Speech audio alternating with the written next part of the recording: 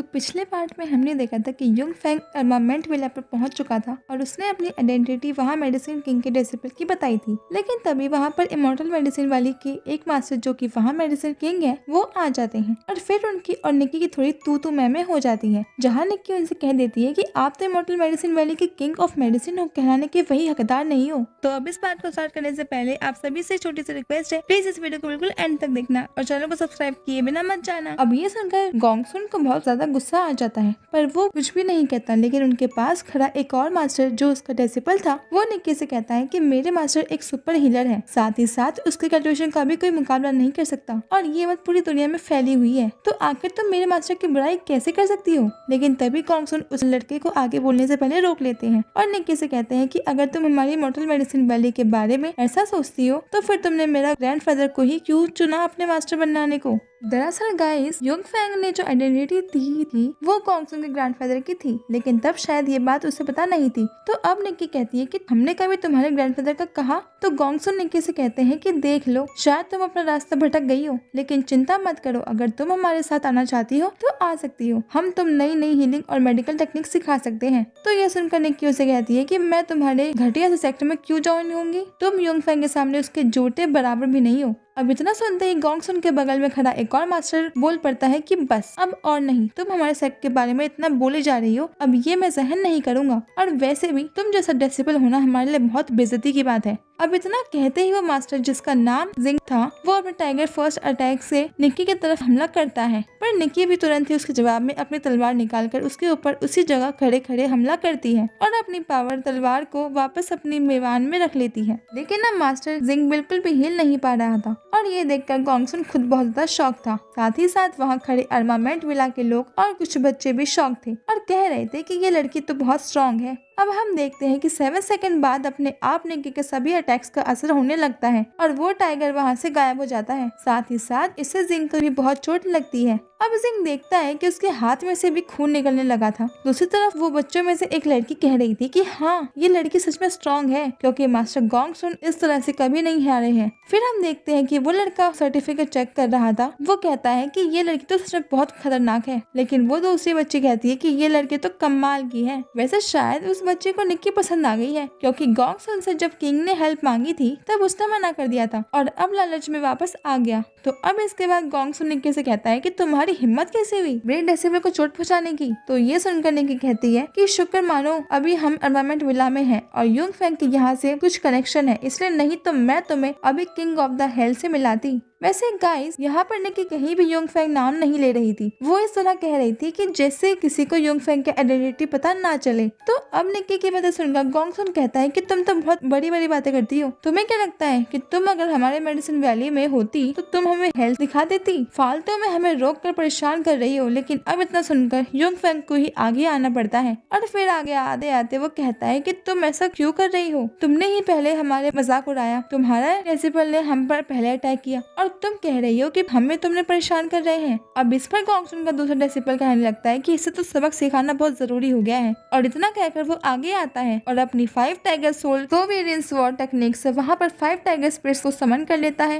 पिछली बार जिंग ने 1 टाइगर को समन किया था और इसने 5। अब वो अटैक कर ही रहा था कि इतने में मिस्टर मॉन्क शांति से आगे आते हैं और अपनी धर्मा बॉडी को समन कर शांति से वज्रपानी अटैक करते हैं और सिर्फ एक अटैक से वो मास्टर तो छोड़ो, उसके पास खड़े भी सभी मास्टर पीछे फेंक जाते हैं और इस अटैक के बाद उस मास्टर के मुंह से निकलता है, आखिर ये लोग इतने स्ट्रॉन्ग कैसे हैं। अब वो सर्टिफिकेट चेक करने वाला कहता है कि ये तो लिटिल युआन दाम रिल्म को कंप्लीट कर चुका है। तभी हम देखते हैं कि वहाँ ऊपर एक लड़का शोल्डर को गार्ड्स के साथ आ रहा है और आते आते वो कहता है कि कौन है जो हमारे आर्मामेंट विला पर शांति फैला रहा है। अब उसे देखकर वो बच्चे चिल्लाने लगते हैं कि ये तो शाओ तियान है। फिर निक्की युंग फेंग से पूछती है कि क्या तुम उसे जानते हो, तो युंग फेंग हाँ में सर हिला देता है। अब इसके बाद शाओ तियान नीचे आकर पूछता है कि क्या हुआ, तो वो सर्टिफिकेट चेक करने वाला लड़का शाओ तियान को पूरी बात अच्छे से समझा देता है। अब सब बात जानने के बाद वो उस लड़के से कहते हैं कि तुम्हारे डैड ने तुम्हें यहाँ गेस्ट का ध्यान रखने के लिए भेजा था, तो तुम्हें उनका ख्याल रखना चाहिए था और यहाँ लड़ाई तो होने ही नहीं देनी चाहिए थी। तो अब वो लड़का शाओ तियान से कहता है कि मैंने रोक ही नहीं पाया और ये पहले ही लड़ने लगे, साथ ही साथ ये युआन दाम रिल्म के हैं, इसलिए मैं इन्हें कैसे रोकता। तो अब शाओ तियान अपने गार्ड्स को ऑर्डर देता है कि जाओ और गोंगसुन की हेल्प करो। और इतना सुनते ही गार्ड्स तुरंत ही गोंगसुन के पास हेल्प करने के लिए चले जाते हैं।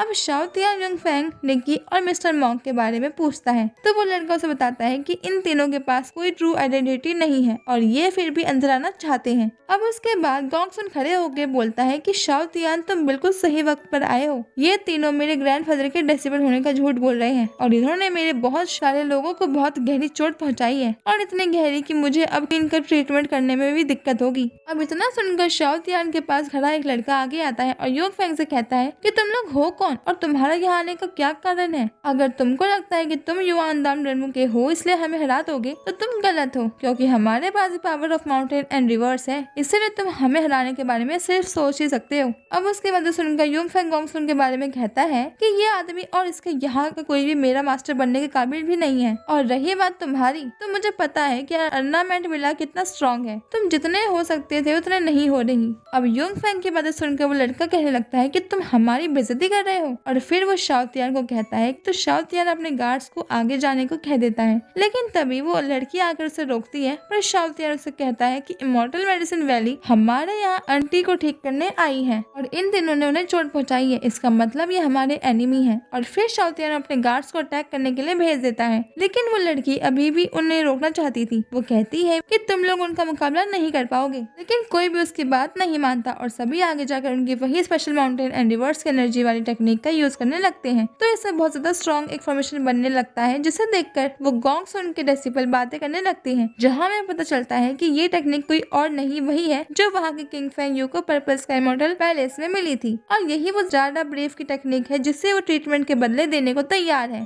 अब उन डेसिबल को लग रहा था कि युंगफैंग बड़े ही आसानी से हार जाएगा, लेकिन ऐसा नहीं होता, क्योंकि तभी युंगफैंग अपनी धर्मा बॉडी 6 हैंड हेवनली गॉड को समन कर लेता है और उसके जरिए बहुत ही आराम से उन लोगों के इतनी पावरफुल फॉर्मेशन को ब्रेक कर देता है। अब फॉर्मेशन का ब्रेक होने के बाद वो सभी गार्ड्स पीछे फेंक जाते हैं और वो लड़का जो बीच बीच में उछल रहा था वो कहता है कि मुझे तो यकीन ही नहीं होता, इसने एक ही अटैक में हमारे इतने पावरफुल फॉर्मेशन को ब्रेक कर दिया। अब वो लड़की उसके पास आती है और कहती है कि मैंने तो पहले ही कहा था कि तुम्हारी पावर इसके बराबर नहीं है। वैसे बाकी सभी लोग भी युंगफैंग की पावर देखकर बहुत शॉक थे। शाओ तियान कह रहा था कि ये तो ग्रेट युआनदम रिल्म की पावर है, तभी वहाँ खड़ा एक मास्टर खुद से कहता है कि इतनी कम उम्र में ग्रेट युआनदम रिल्म। और इसी के साथ ये पार्ट यहीं पे खत्म हो जाता है। अगर आपको ये वीडियो अच्छा लगा हो प्लीज इसे लाइक और शेयर कर देना और प्लीज हमें कमेंट करके बताना कि ये पार्ट आपको कैसा लगा। और अब मिलते हैं आपसे अगले वीडियो में, तब तक के लिए bye bye guys and take care.